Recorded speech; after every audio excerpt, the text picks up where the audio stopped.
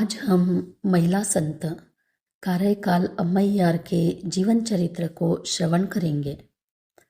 तमिल भूमि के पूर्वी तट पर चोल राज्य में कारेकाल का प्रसिद्ध नगर था। उन दिनों कारेकाल एक महत्वपूर्ण वतन था, जहां अंतर्राष्ट्रीय व्यापार के कारण व्यापारी दूर देशों से बहुत सारी संपत्ति लाते थे और नगर संपन्न था। कारेकाल के प्रमुख व्यापारियों में से एक धनदत्त की एक बालिका हुई, जो उनके तप का वर स्वरूप थी।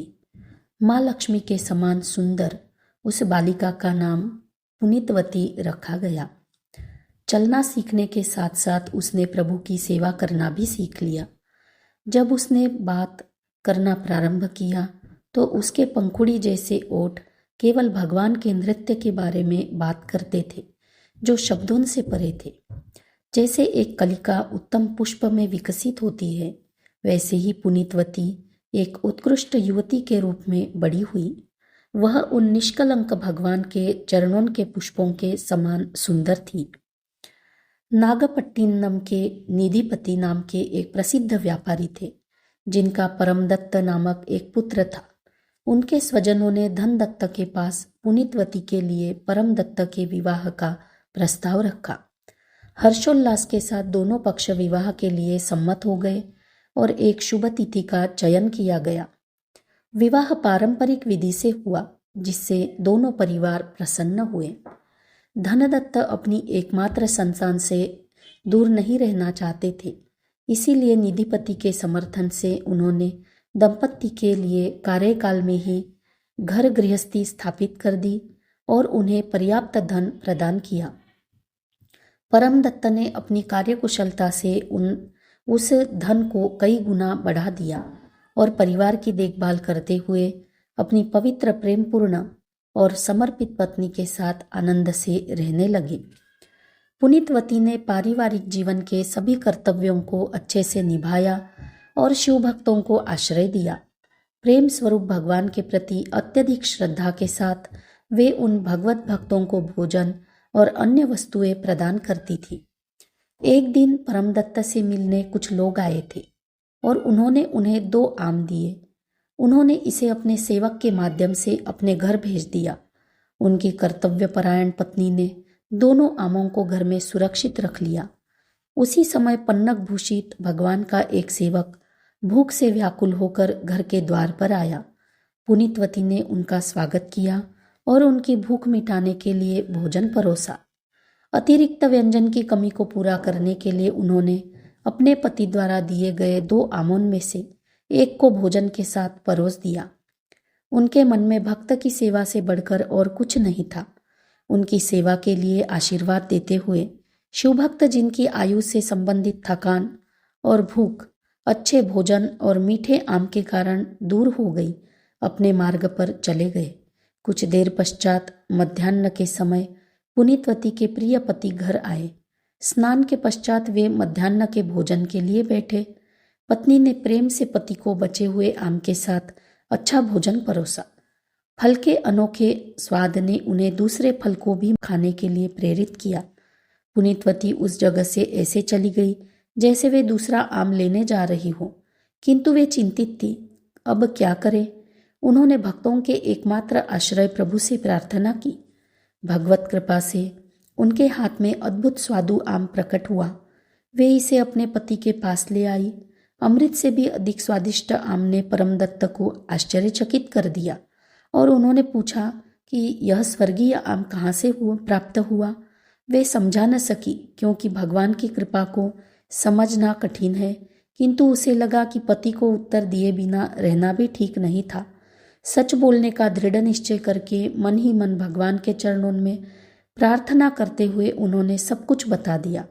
यह स्वीकार करने में असमर्थ कि यह सर्वशक्तिमान की कृपा थी, परमदत्त ने उन्हें भगवान से एक और फल प्राप्त करके इसे सिद्ध करने के लिए कहा।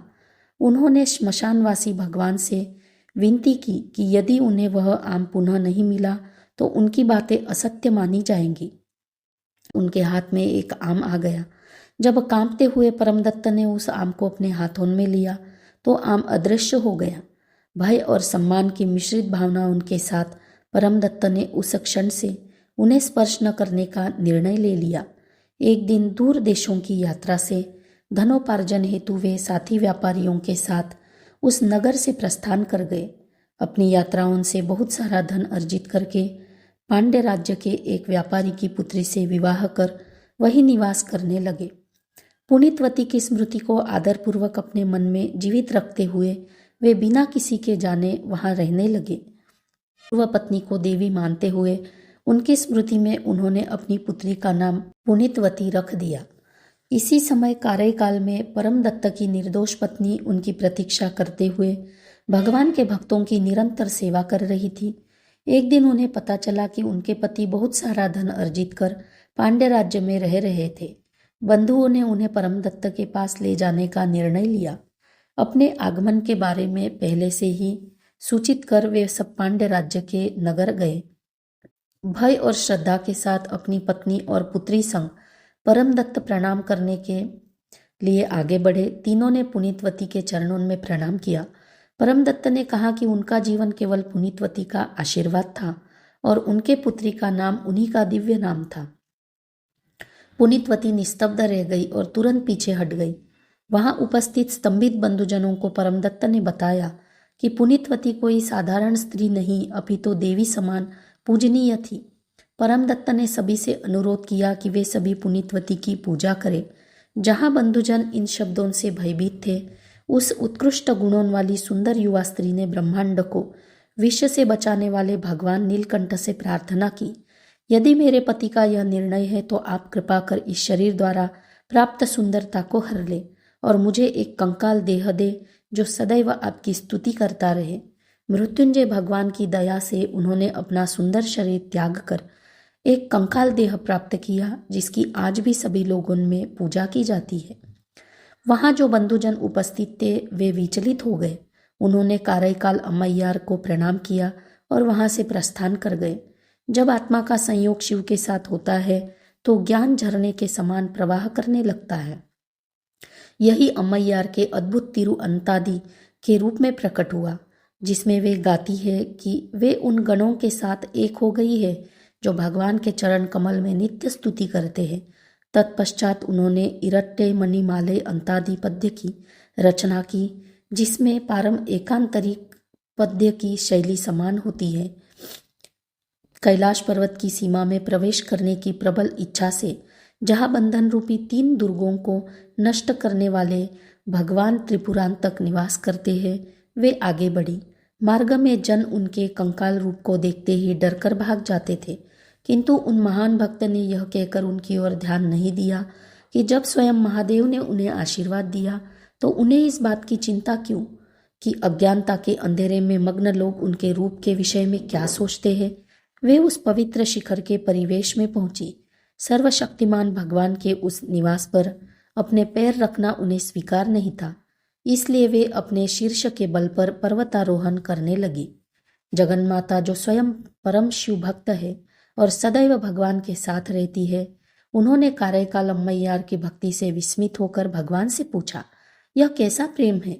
यह कौन है जो कंकाल शरीर के साथ इस पवित्र पर्वत पर शीर्ष के बल चढ़ रही है? भगवान ने कहा, वे मेरा पालन करने वाली माता के समान है। मेरी आराधना कर उन्होंने इस प्रसिद्ध रूप को प्राप्त किया है। संपूर्ण विश्व को आशीर्वाद देने के लिए भगवान भक्त के पास आए। वेदों को प्रदान करने वाले अपने पवित्र होठों से उन्होंने कहा, अम्मैये। कार्यकाल अम्मैयार उनके पवित्र चरणों में गिरकर स्तुति करते हुए बोली, हे भगवान, मेरे पिता। प्रभु ने उनकी इच्छा पूछी। उन्होंने उनसे नित्य आनंदमय प्रेम की याचना की, जो भक्तों के लिए परम वरदान है। उन्होंने साथ ही प्रार्थना की, मेरे प्रभु, मुझे जन्म और मृत्यु के इस चक्र से मुक्त करे। यदि कोई जन्म हो तो भी मुझे आशीर्वाद दे कि मुझे आपका शाश्वत स्मरण रहे। इसके अतिरिक्त जब आप नृत्य करें तब मैं आपके पवित्र चरणों के तले आनंद में गाते रहूं। भगवान ने उन्हें सभी वरदान दिए जिनकी उन्होंने याचना की और उन्हें दक्षिण में स्थित तिरुवालाकांडू पहुंचने की आज्ञा दी, जहां उनके नृत्य के विषय में गाकर वे परमानंद प्राप्त करें। भगवत आदेश अनुसार अम्मैयार अपने शीर्ष के बल पर चलकर तिरुवालाकांडू आई, जब उन्होंने भगवान के नाद के पार नृत्य को देखा तो आनंद के चरम सीमा में गौंगे तिरंगी से आरंभ करते हुए मुत्त नरपदिकम की रचना की। अभिनव पुष्पों के मधु से आर्द्र जटा के धारी शिव के नृत्य के दर्शन करते ही अम्मैयार को परमानंद की स्थिति प्राप्त हुई, जिसे उन्होंने एट्टी इलवम के तिरुपदिकम में गाया और सदैव के लिए उन पवित्र चरणों में श्रेष्ठ एवं शाश्वत स्थान प्राप्त किया। कार्यकाल मैयार का नित्य आनंदमय प्रेम सदैव मन में बना रहे। यह वो महान स्त्री है जिन्होंने प्रथम बार पदिकम शैली में रचना कर उसे गीता का रूप दिया था और प्रत्येक पदिकम के अंतिम पद्य में हस्ताक्षर के समान अपना चिन्ह समाविष्ट किया था।